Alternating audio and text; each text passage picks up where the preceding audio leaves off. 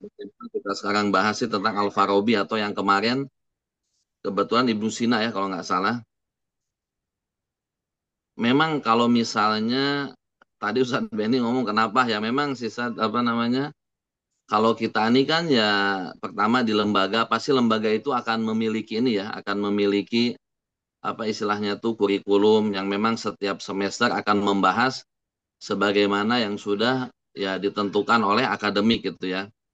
Kalau misalnya dikatakan kenapa kok tidak Imam Syafi'i, tidak Imam Malik, tidak imam-imam yang benar-benar masyhur, memang mungkin sudah ada juga pembahasan-pembahasan mungkin di kurikulum yang apa namanya, tentunya mungkin bukan di bidang filsafat, tetapi kalau Anda mau ngelihat, kalau bisa di setiap apa namanya penjelasan atau tentang sosok siapa itu Ibnu Sina, siapa itu Al-Farabi, harusnya kita tidak hanya menjelaskan tentang apa pandangan-pandangan yang positif dari mereka ini, tetapi ada hal-hal yang memang dari sisi negatifnya, alangkah baiknya kalau kita bahas juga di dalam diskusi ini. Kenapa?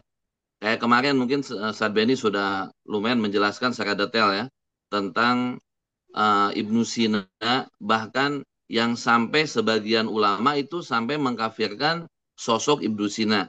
Yang mana kalau kita di Indonesia, ya mungkin saya dulu pun sebelum mengetahui ya, mengagung-agungkan Ibnu Sina itu sosok yang ilmuwan dan lain sebagainya. Bahkan tidak jarang juga kita ketemukan, mungkin bisa di setiap daerah pasti ada yang namanya mungkin sekolah dinisbahkan kepada Ibnu Sina saking mempercayai sosok beliau yang sungguh luar biasa. Tetapi kalau kita ngelihat ada sekali banyak-banyak bahkan sampai kenapa sih kok ada ulama yang sampai mengkafirkan Ibnu Sina, bahkan ada juga banyak yang mengkafirkan juga Al-Farabi. Nah, kalau saran saya mungkin alangkah baiknya kita pun menggali dari sosok kenapa sih apa yang sampai dikatakan, apa yang sampai diperbuat, sampai menjatuhkan atau ada pandangan ulama-ulama mengenai tentang sosok yang kita bahas.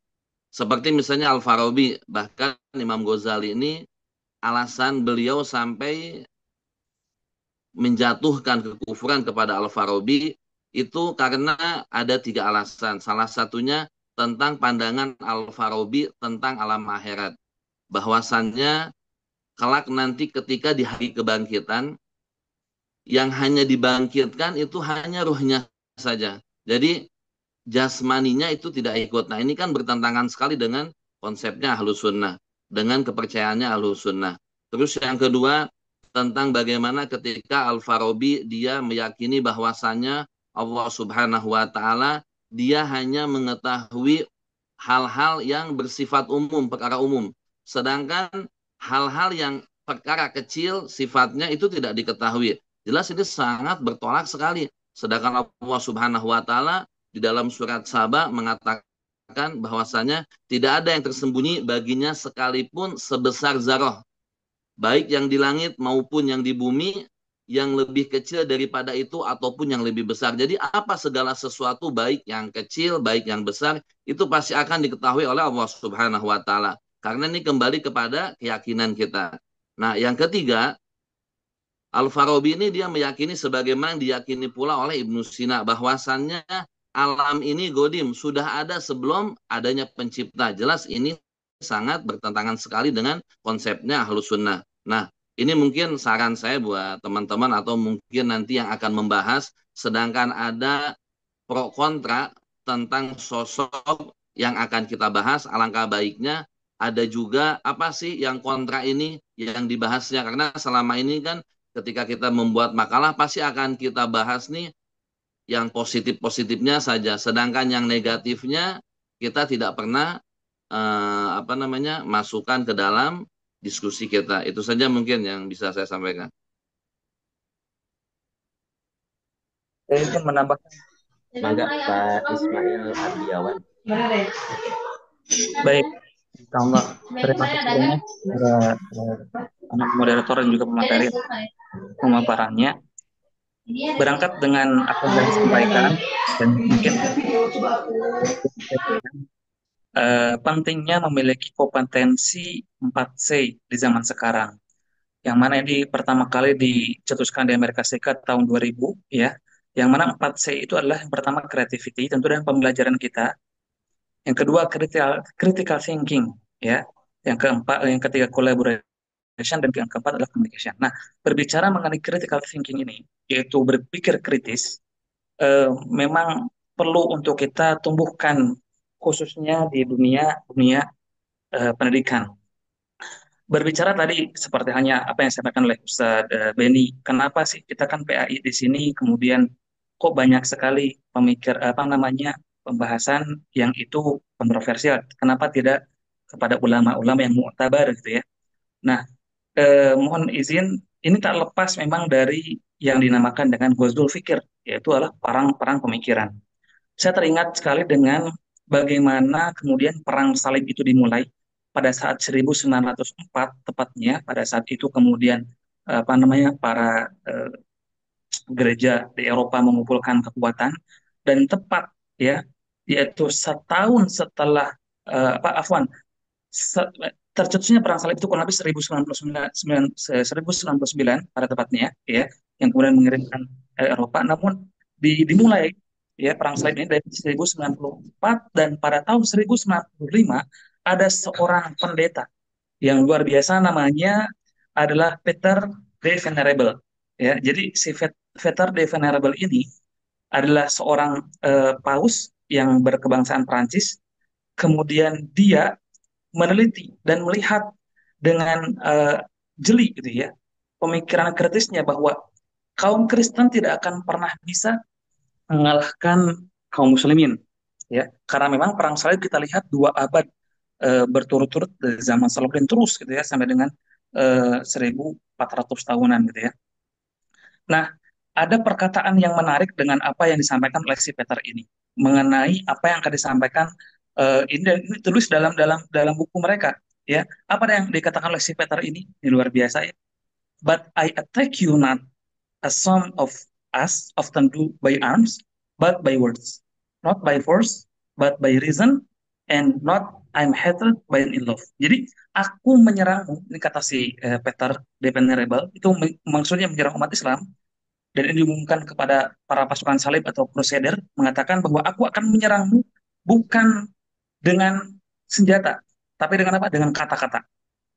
Bukan dengan kekuatan, namun dengan pikiran dan dengan logika, ya. Bukan dengan kebencian, namun dengan cinta. Nah, kemudian apa yang terjadi, para teman-teman semua?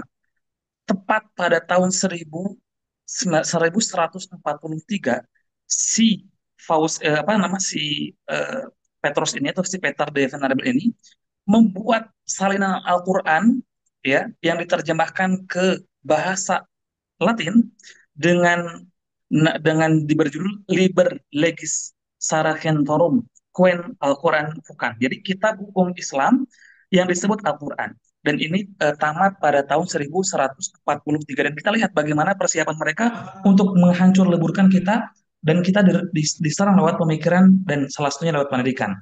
Karena nanti yang saya teliti dengan teman-teman INSIS gitu ya, salah satunya Dr. Akmal Syafril meneliti bahwa cara apa namanya cara mereka untuk mengalahkan kita salah satunya adalah dengan lewat pendidikan, media dan hiburan, ya. Dan menarik apa teman-teman, apa yang disampaikan oleh apa namanya si Peter ini, dia kemudian menuliskan Al-Qur'an untuk apa? Nah, ini untuk menciptakan hoax pertama dan terbesar dalam sejarah dunia. Bahwa apa? Ini lihat ya. Tentang Al-Quran itu, si Peter menyatakan bahwa Al-Quran tidak terlepas dari para setan. Setan telah mempersiapkan Muhammad, orang yang paling nista, menjadi antikristus. Setan telah mengirim informan kepada Muhammad yang memiliki kitab setan, dan lain sebagainya. Dan ini riset dari Dr. Adnin Armas dalam kitabnya, dalam bukunya Metodologi Bimbel dalam Studi Islam yang diterbitkan oleh Jakarta tahun 2005. Nah, yang ingin Anda sampaikan di sini adalah bahwa pemikiran-pemikiran yang ada sekarang yang menyentuh rinih-rinih lini seperti pendidikan, tugas kita memang harus namanya Ghazwal Fikr, ya, perang pemikiran. Kita tidak bisa hanya kemudian menerima serangan-serangan ini. Harusnya kalau perang ada dua, yaitu kalau kita diserang, kita nyerang lagi. Maka saya harapkan dan saya mengajak diri Ana dan juga semua di sini, ketika ibu-ibu, bapak-bapak semua di sini kemudian memiliki para santri, para murid untuk mengenalkan bahwa ada loh syirik yang tidak terasa, namanya apa, sekularisme, yaitu apa namanya, sekuler, pemikiran-pemikiran sekuler yang itu mereka kemudian berpeci, mereka bergelar ustadz, bergelar habaib, tapi kemudian pemikiran-pemikiran justru malah menghancurkan pemikiran-pemikiran Islam itu sendiri. Maka inilah yang menjadi fokus kami, mungkin salah satunya anak di Bogor di sini dengan teman-teman, dengan studi kita, bahwa salah satu tugas kita ke depan adalah tidak cukup kita berislam di KTP saja. Ya boleh jadi dia Islam, dia sering sholat, dia jiratnya hitam, tapi kemudian pemikirannya justru malah kemudian menghancurkan. Dan itulah yang telah terjadi sekarang, dan itulah PR kita kemudian ke depan untuk menyiapkan generasi-generasi yang bukan hanya Islam di ibadahnya, namun juga pemikirannya dan lahir dalam sebuah tindak tanduknya. Wallahu a'lam. Terima kasih. Terima kasih Pak Ismail Ardiawan atas komentarnya. Bisa sedikit Mangga, menambahkan, Pak? apakah Pak itu Kafi, Mufin? Mangga Pak Mufin. izin, apakah masih cukup waktu? Mangga, masih masih panjang Pak. Baik, Dipersilakan Pak Mufin. baik, terima kasih. Assalamualaikum warahmatullahi wabarakatuh. Ibu Doktor dan teman-teman angkatan pertama maupun angkatan kedua di PAI. Alhamdulillah, sampai pada kesempatan ini kita bersama masih mendapatkan kesempatan untuk menggali potensi-potensi yang ada, menggali kedalaman ilmu Allah. Mudah-mudahan menambah kekuatan iman kita. Eh, Kepada Ibu yang menyampaikan materi, Ibu Nur Hayatin ya. Makasih. Kalau dalam bahasa santri, kolilun koro khairun min kasirin faroj. Sedikit tapi mundal gitu ya. Ya, yang kemudian ditangkap oleh teman-teman, termasuk tadi Pak Ustadz Beni dan juga Pak Ismail dan juga Pak siapa tadi yang lebih dulu, Pak Helmi dan Pak Slamet. Saya ingin nimbrung sedikit bahwa kita sepakat lah karena kita ini ada di jurusan PAI. Dalam keilmuan Islam itu untuk sampai kepada sumbernya yang kita sepakati bahwa sumbernya adalah baginda Rasul Shallallahu Alaihi Wasallam Sallallahu karena alaihi wasallam. beliau mendapatkan wahyu secara utuh dari Allah Subhanahu wa taala. Itulah yang kita yakini kebenaran secara mutlak ya, absolut ya, yang tidak bisa dibantahkan lagi. Maka dalam dunia pesantren itu sering ada istilah adanya sanad keilmuan. Sanad keilmuan itu yang mengantarkan kita sehingga tetap lurus dalam ajaran yang diajarkan oleh baginda Rasul Shallallahu Alaihi Wasallam. Terlepas terlepas orang-orang yang memang memiliki pemikiran ada sedikit berbeda. Nah, kalau dalam dunia pesantren mungkin dalam istilah yang kita pelajari di materi ini itu kan dalam dunia tasawuf. Nah, ya orang-orang yang memang tidak seirama dalam pemikiran kita, tidak seideologi. Nah, ini kan dengan istilah lain. Nah, maka tasawuf itu sudah diklaim dalam istilah kita dalam dunia pesantren, dalam dunia Islam itu tasawuf kita. Nah, pemikiran-pemikiran lain, orang yang ingin mencari kebenaran terkadang lebih mengedepankan akalnya. Kita kan paham bahwa betul Allah karuniai kita akal, tetapi tidak semua akal kita menjangkau apa yang diwahyukan oleh Allah Subhanahu wa taala. Sehingga ada pelajaran yang kita dapati dari para guru kita itu ada yang sifatnya tauqifi, yang kalau istilah kita mah dari sononya udah begitu nggak bisa diotak-atik. Tapi dalam hal-hal tertentu ada yang bisa dijangkau sehingga ditafsiri lah apa Al-Quran itu kemudian ditafsiri oleh para pakar, oleh ahli-ahli tafsir, tapi tidak bisa terlepas daripada hadis Nabi yang juga salah satu fungsinya juga sebagai tafsir Al-Quran. Nah, dalam hal-hal lain yang termasuk tadi oleh Ibu Nurhati dibahas mengambil salah satu pemikiran Al-Farabi. Tadi ada juga Ibu menyebutkan pemilahan antara ilmu agama dan ilmu umum. Nah, bahkan di sini kalau secara pribadi saya kurang sependapat dengan pendikotomian bahwa semua kalau di dalam Al-Quran kan itu sudah jelas bahwa ma farratna fil kitabi min syai. Bahwa di dalam Al-Quran itu sudah dijelaskan tentang segala ilmu yang berkembang di alam dunia ini, di dunia baik yang sudah kita lewati ataupun yang akan kita lewat, yang akan kita jalani. Nah, di situ hanya karena keterbatasan manusia, keterbatasan akal manusia dalam menjangkau keluasan Al-Quran ini, karena memang Al-Quran disampaikan atau diwahyukan oleh Allah dengan menggunakan bahasa-bahasa yang ijaz, yang sangat simpel, sehingga sebagian orang seperti halnya ada di dalam surah Al-Waqi'ah. Memang itu juga contoh ya. Dalam surah Waqi'ah itu banyak menerangkan tentang masalah tanaman-tanaman. Dah. Sebetulnya itu kan kalau oleh orang-orang suka mengatakan bahwa itu ilmu ada juga ilmu IPS ya. Kalau dalam pelajaran itu kan mas tanaman ya kan ada tentang masalah astronomi dan juga ada tentang masalah hewan-hewan dan sebagainya dalam ilmu IPA. Nah, sebetulnya itu kan mengantarkan kita, termasuk tadi yang diminta oleh Pak Slamet, bagaimana untuk ilmu-ilmu ini bisa mengantarkan kita tetap menjadikan keyakinan. Mohon izin saya contohkan Pak Slamet tadi yang eksak ya hitung-hitungan yang terdapat dalam hitung-hitungan ya Pak Slamet ya karena matematika. Nah, Heeh. hitung-hitungan ini seperti halnya bukan ilmu agama, tetapi kalau kita bisa mengarahkan, bisa mengantarkan anak kita memahamkan bahwa berhitung dari angka 1 sampai jutaan angka yang kita hitung itu berawal dari angka 1. Nah, wujudnya alam semesta ini pun tidak terlepas dari berawal karena ada Allah Subhanahu wa Ta'ala yang satu bukan ada lain-lainnya. Cuman dari satu, Qul huwallahu ahad itu. Dari katakanlah Allah itu satu. Nah, karena Al-Wahid itu yang satu itulah yang kemudian dari yang Allah Subhanahu wa Ta'ala dengan sifatnya wujud. Wujudnya Allah itulah yang kemudian menjadikan terwujudnya segala yang ada di alam semesta. Jadi belajar matematika bisa untuk mengantarkan anak-anak memahami bahwa kita ini kan ada yang satu. Siapa di belakang segala yang ada di alam semesta ini? Allah, zat yang wujud dan wujudnya adalah wujud, kidam, bako dan seterusnya dan seterusnya. Nah, Al-Ahad.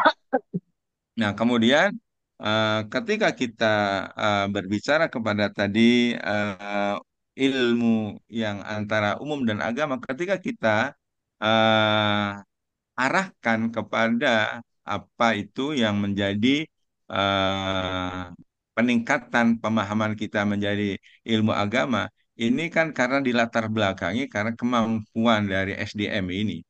Kalau SDM-nya tidak dibarengi dengan memahami ilmu-ilmu agama, maka SDM tidak akan bisa mengkaitkan antara pelajaran-pelajaran yang diampu kepada materi-materi keagamaan. Maka tadi kolaborasi, kalau menurut Ibu Nur Hayatin tadi, mengkolaborasikan berbagai pemahaman menjadi sempurna. Jadi dari berbagai materi, dari berbagai aspek pemahaman ya, dalam berbagai aspek ini hingga menjadikan kesempurnaan. Hingga kita menjadi tahu betapa kesempurnaan Allah menciptakan yang bermacam-macam ini menjadi kita mengetahui keesaan dan kemahaluhuran Allah Subhanahu wa taala. Maka dalam menyatukan ini, menyatukan pemahaman ini memang harus adanya kolaborasi. Tapi tidak semua orang mampu memahamkan kepada peserta didik karena kita orang yang berhadapan dengan peserta didik.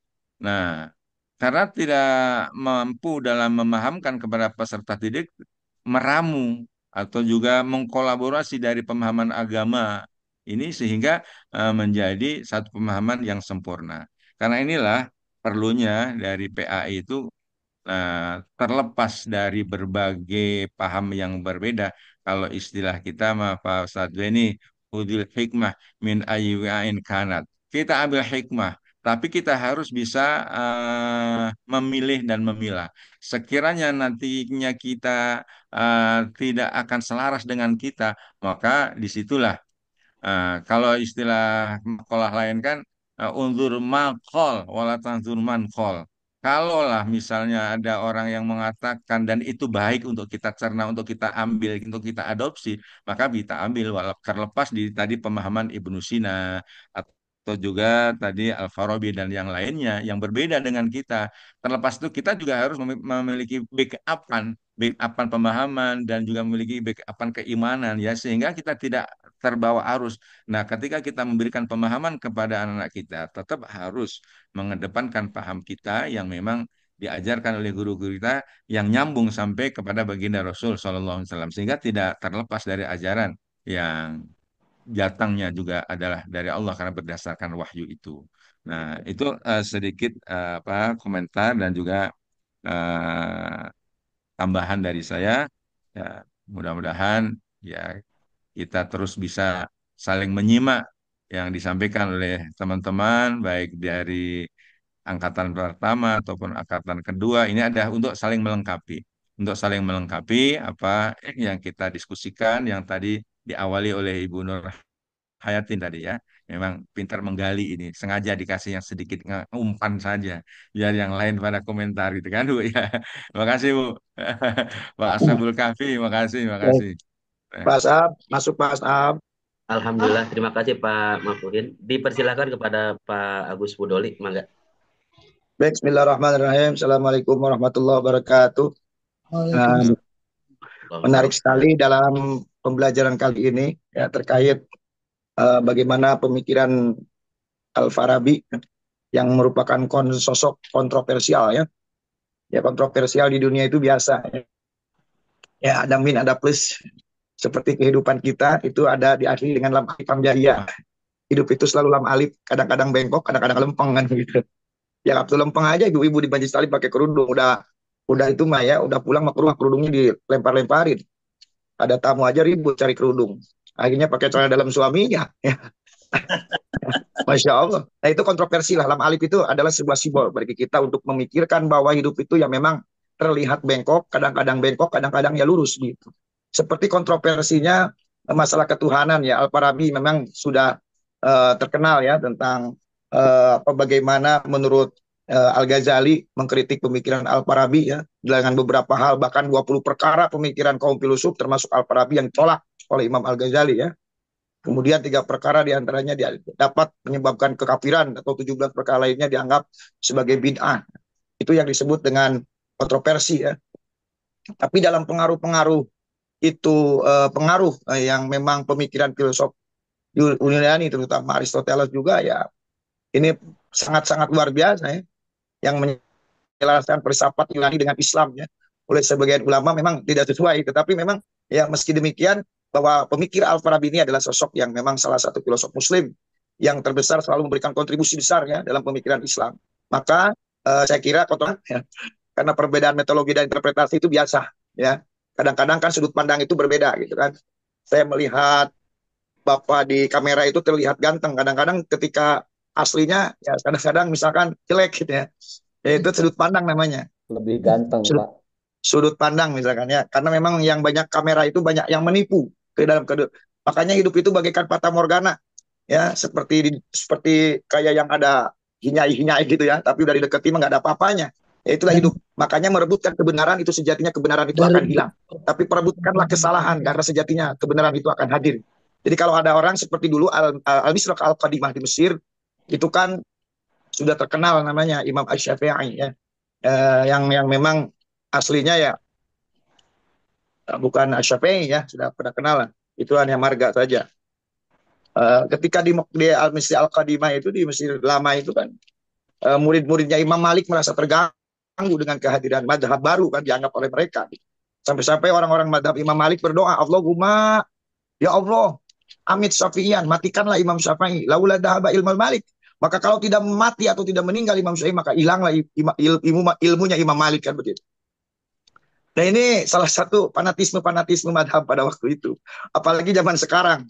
Ya ada yang kunut, tidak kunut. Ya ini menjadi sebuah persoalan. Saya kira untuk tingkatan akademisi, hal ini mungkin harus disimpan dalam-dalam. Tetapi kita betul seperti apa yang disampaikan oleh teman-teman tadi, kita ambil sisi positifnya. Karena ilmu yang dikatakan oleh Bapak terkait ilmu matematika, Al-Farabi itu luar biasa membagi matematika itu menjadi 7 cabang. Ya. Yang pertama adalah aritmetika atau ilmu bilangan. Yang kedua geometri. Yang ketiga optik. Yang keempat astronomi ilmiah. Musik atau dinamika suara. Ilmu mesin, aljabar. Makanya ini menjadi sebuah dasar penting ya dalam hierarki ilmu teoritis gitu kan. Betul kata teman tadi, tidak mungkin orang awam itu menerima dengan dalil, tetapi menerima dengan logika. Itu yang lebih kemudian diterima banyak orang. Nah makanya